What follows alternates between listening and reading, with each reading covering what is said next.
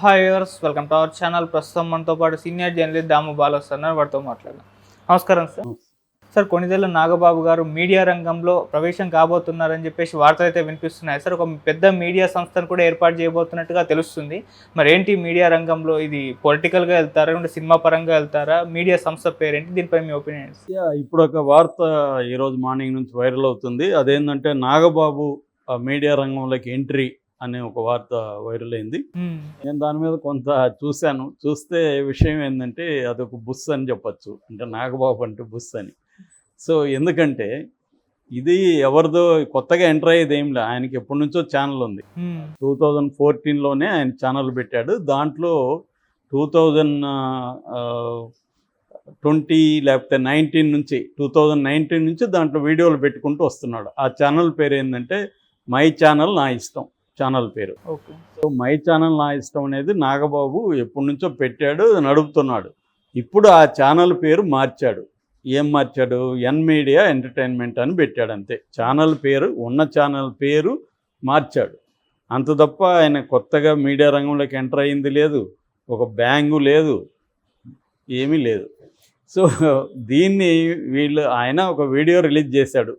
ఏమని? నేను కొత్త దీంతో వస్తున్నాను అని కొత్త లోగో, కొత్త టైటిల్ రిలీజ్ చేశాడు. అంతకంటే దాన్ని ఇంకేం చేసింది ఏం లేదు. ఆయన ఎప్పటి నుంచో చేసుకుంటూ వస్తున్నాడు. కాకపోతే ఇప్పుడు ఏంటంటే దాంట్లో ఇప్పటి వరకు 588 వీడియోలు ఉన్నాయి, పెట్టాడు. అది ఎక్కువగా ఆయన ప్రమోట్ చేసుకోవడానికి, తన అభిప్రాయాలు చెప్పుకోవడానికి మాత్రం ఇప్పుడు వాడుకున్నాడు. దాన్ని ఇప్పుడు ఎన్ మీడియా ఎంటర్టైన్మెంట్ అనే పేరు పెట్టాడు కాబట్టి మేబీ దాన్ని ఎక్స్టెండ్ చేస్తాడేమో అనేది ఊహాగానాలు. దాన్ని శాటిలైట్ ఛానల్ చేస్తాడేమో అని ఇంకొక పెద్ద ఊహాగానం. అది చేస్తారో లేదో తెలియదు. రెండోది, ఆయన వేరే ఛానల్ను కొన్నాడంట, పెద్ద ఎత్తున చేస్తున్నాడంట. ఇవన్నీ బుషే. దాంట్లో ఏమీ లేదు. క్లియర్గా ఆయనకున్న మై ఛానల్ నా ఇష్టం అనే ఛానల్ని పేరు మార్చాడు. ఎన్ మీడియా ఎంటర్టైన్మెంట్స్ అని మార్చాడు. ఇది దాన్ని ఇప్పుడు ఎక్స్టెండ్ చేసి దాన్ని ఏమన్నా అంటే ఇప్పుడు మనకి ఇప్పటివరకు ఏంటంటే ఆయన చాలా పరిమితంగా తన వీడియోలు పెట్టుకుంటూ వచ్చాడు. ఇప్పుడేమన్నా దాన్ని ఎక్స్టెండ్ చేసి జనసేనకి అఫీషియల్ ఛానల్ లాగా తీసుకొస్తాడా అనేది ఆయనైతే ఏం చెప్పలేదు అనేది ఒక డౌట్. ఎందుకంటే జనసేనకి ఆల్రెడీ శాటిలైట్ ఛానల్లోనే 2 ఛానళ్ళు జనసేనకి సపోర్ట్గా ఉంటున్నాయి. అయితే జనసేన ఫ్యామిలీ నుంచే ఒక ఛానల్ మనకే ఉంటే బెటర్ అనేది అనుకుంటున్నారా అనేది ఇవన్నీ ఊహాగానాలే. అనుకొని ఏమన్నా 5 ఏళ్లలో ఛానల్ డెవలప్ చేస్తే, ఎందుకంటే ఇప్పటివరకు ఏంటంటే ప్రధానంగా మీడియా అంతా ఆంధ్రప్రదేశ్లో లేదా తెలంగాణ కలిపితే కూటమికే ఎక్కువ ఉంది. వైసీపీతో పోలిస్తే వైసీపీకి పెద్ద మీడియా ఏం లేదు. ఉన్నది సాక్షి ఒకటే. మిగతావి పేరుకి మిగతా ఉన్నాయి కానీ ఎన్టీవీ, TV9 లాంటివి వాళ్ళు ఏదో ఎన్నికల టైంలో కొంతవరకు ఉన్నారు కానీ వాళ్ళు కంప్లీట్గా వైసీపీ వైపు ఏం లేరు. సో గట్టిగా వైసీపీకి అంటూ ఉండదు, సాక్షి తప్ప ఇంకేం లేదు. వీళ్ళకి చాలా ఛానళ్ళు, చాలా మీడియా ఉంది, తెలుగుదేశం కూడా. కాకపోతే ఏంటంటే జనసేనకంటూ ఎక్స్క్లూజివ్గా మీడియా ఉండాలి అన్న అభిప్రాయం జనసేనలో ఎప్పటి నుంచో ఉంది. దానికి సంబంధించి ఒక 2 ఛానళ్ళు పెట్టుకున్నారు. అయితే అది కాకుండా ఇప్పుడు ఈ 5 ఏళ్ళు మన అధికారంలో ఉంటాం కాబట్టి మనమే ఒక మీడియా పెట్టుకుని డెవలప్ చేసుకుందామా అన్న అభిప్రాయం నాగబాబులో ఉందని అనుకుంటున్నారు. ఆయన ఏం క్లియర్గా ఏం చెప్పలేదు. ఆయన పాత ఛానల్కి కొత్త పేరు పెట్టాడు. ఇంతకుముందు ఏంటంటే నా ఛానల్ నా ఇష్టం అనే ఛానల్ పేరులోనే ఉంది వ్యవహారం. అంటే నా ఇష్టం వచ్చినట్టు నేను వీడియోలు పెట్టుకుంటాను అన్నట్టుగా ఆయన పెట్టుకున్నాడు. ఇప్పుడు మళ్ళీ ఆయన పేరుతోనే ఎన్ మీడియా అంటే కూడా నాగబాబు మీడియా అనే కదా అర్థం. సో ఎన్ మీడియా ఎంటర్టైన్మెంట్ అని పెట్టాడు.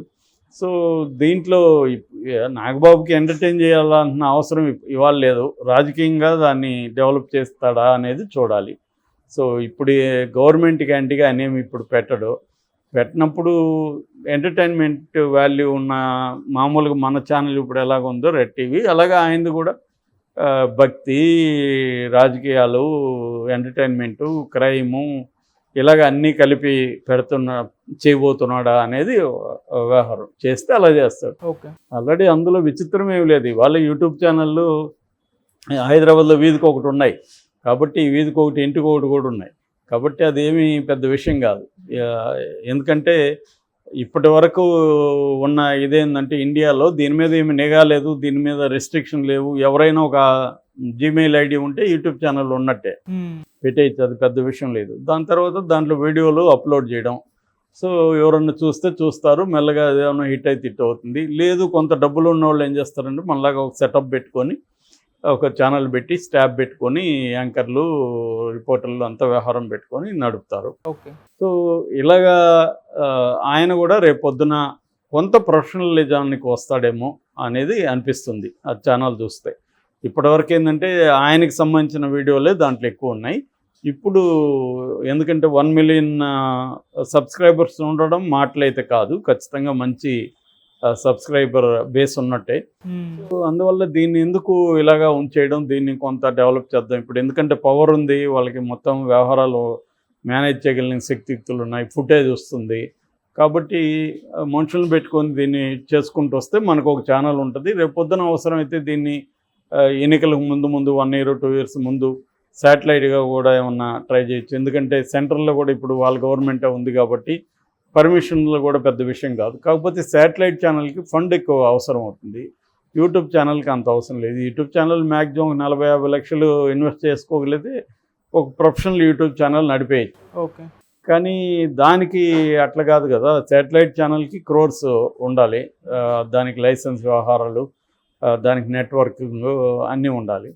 సో ఆ స్థాయికి వెళ్తారా లేదా అని, ఆ స్థాయికి వెళ్ళగలిగిన ఆర్థిక స్తోమత ఉంది వాళ్ళకి, కానీ వెళ్తారా లేదనే డౌట్. ఎందుకంటే అది ఇన్వెస్ట్మెంట్ లాగా తప్ప దాంట్లో పెద్ద ఇన్కమ్లు వచ్చేసేది ఏముండదు.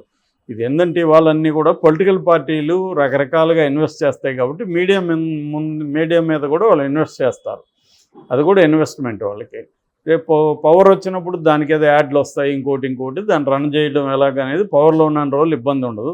పవర్లో లేనప్పుడు ఫండ్ దానికి ఇస్తూ ఉండాలి. ఇప్పుడు తెలుగుదేశం 5 ఏళ్ళు తనకి అవసరమైన ఛానల్కి వాళ్ళే ఫండ్ ఇచ్చారు, జగన్ అట్లాగే ఫండ్ ఇచ్చాడు. ఓకే. సో తర్వాత జగన్ అధికారంలో ఉన్నప్పుడు జగన్ తనకు నచ్చిన ఛానల్కి వితిన్ ద లీగల్ లిమిట్స్లో, లీగల్ బ్రేక్ చేసి వెళ్ళలేరు ఎవరైనా, వితిన్ ద లీగల్ లిమిట్స్లో యాడ్లు ఇచ్చారు. అట్లాగే ఇప్పుడు తెలుగుదేశం వచ్చింది కాబట్టి తనకి ఉపయోగపడిన ఛానల్కి ఆయన యాడ్లు ఇవ్వడం, వాళ్ళకి ఏమన్నా పదవులు ఇవ్వడం, ఇవన్నీ ఆయన కూడా చేస్తాడు, అందరూ చేసే పని ఇది. సో ఆ కాంటెక్స్లో నాగబాబు కూడా, ఎందుకంటే ముందు నుంచి కూడా నాగబాబు కొంత యూట్యూబ్ ఛానల్లో మాట్లాడడం, ఎక్స్లో ట్వీట్లు చేయడం, ఇట్లాంటివి అలవాటు ఉంది. ఎవరితోనో ఒకరితో గొడవలు పడ్డమో లేకపోతే వాళ్ళని వ్యంగ్యంగా మాట్లాడటమో ఇటువంటివి ఆయనకి ఇష్టం ఉంది. అంటే ఒక పబ్లిక్ ఇంటరాక్షన్ అనేది ఆయనకి ఇష్టం ఉంది. సో అలాగా ఈ ఛానల్ని ఆయన ఇప్పుడు పెట్టుకున్నాడు. సో ఇది అంతకంటే ఇప్పటికిప్పుడే దాన్ని మనం పెద్దది అని చూడలేము, అట్లానే మరీ చిన్నది కూడా ఏం కాదు. ఒక రేంజ్లో ఇప్పుడు అన్ని YouTube channel, main stream channel ఒక 30, 40, 50 దాకా ఉంటాయి అనుకో, అందులో ఇదొకటి అవుతుంది. దీన్ని ఏ స్థాయికి తీసుకెళ్తాడని చెప్పలేము. ఓకే. యూట్యూబ్ ఛానల్లో అంటే ఆ స్థాయికి తీసుకెళ్ళాలంటే ఇన్వెస్ట్మెంట్ చేయాలి, ప్రాపర్ స్టాఫ్ని పెట్టుకోవాలి, వర్క్ చేయాలి. రెండోది ఆదాయాలు ఒక 1-2 years నువ్వు ఆదాయాలు ఎక్స్పెక్ట్ చేయకూడదు. సో ఇన్వెస్ట్మెంట్ పెట్టుకోవాలి. ఎందుకంటే ఇమ్మీడియట్గా యూట్యూబ్ ఇవాళ ఏంటంటే యూట్యూబ్ మోడల్లో యూట్యూబ్లో వచ్చే ఇన్కమ్ నుంచి సర్వైవ్ అవ్వడం కష్టం. ఎందుకంటే మనకి యాడ్ల రూపంలోనే గూగుల్ యాడ్స్ అంటారు, గూగుల్ యాడ్ రూపంలోనే ఇన్కమ్ ఉంటుంది, primary main income. Google ads వాడు 45% తీసుకొని మనకి 55% ఇస్తాడు. అవి సరిపోవు, యాడ్లో నుంచి వచ్చే డబ్బులు సరిపోదు. సో అనేక రెస్ట్రిక్షన్స్ కూడా ఉంటాయి, కొన్ని రకాల పదాలు వాడకూడదు, కొన్ని రకాల టాపిక్లు పెడితే డబ్బులు రావు, యాడ్లు రావు, ఇట్లాంటి యూట్యూబ్లో అనేక రకాల రెస్ట్రిక్షన్స్ ఉన్నాయి. ఇంకా బ్రాడ్కాస్ట్ బిల్ వచ్చిందంటే ఇంకా కష్టం, యూట్యూబ్ ఛానల్ ఉన్నవే మూతపడతాయి. కాకపోతే ఏంటంటే పొలిటికల్గా వాళ్ళ పార్టీ ఉంది కాబట్టి ఫండ్ ఇస్తే పొలిటికల్ పార్టీకి అనుగుణంగా నడపచ్చు. ఆల్రెడీ జనసేన ఛానల్ ఉంది వాళ్ళకి, పవన్ కళ్యాణ్ వాళ్ళకి జనసేన ఛానల్ ఉంది, అఫిషియల్గా ఉంది యూట్యూబ్ ఛానల్, అది కూడా బాగానే ఉంది. అట్లాగే పవన్ కళ్యాణ్ పేరుతో కొన్ని ఛానళ్ళు కూడా ఫ్యాన్స్ వాళ్ళు నడుపుతున్నారు యూట్యూబ్ ఛానల్. సో ఈయన నాకు తెలిసి తనకు నచ్చినట్టుగా తన పద్ధతిలో తన కంట్రోల్లో తను నడపాలనేది ప్లాన్ ఉండొచ్చు. ఓకే. ఆల్రెడీ నడుపుతున్నాడు, దాన్ని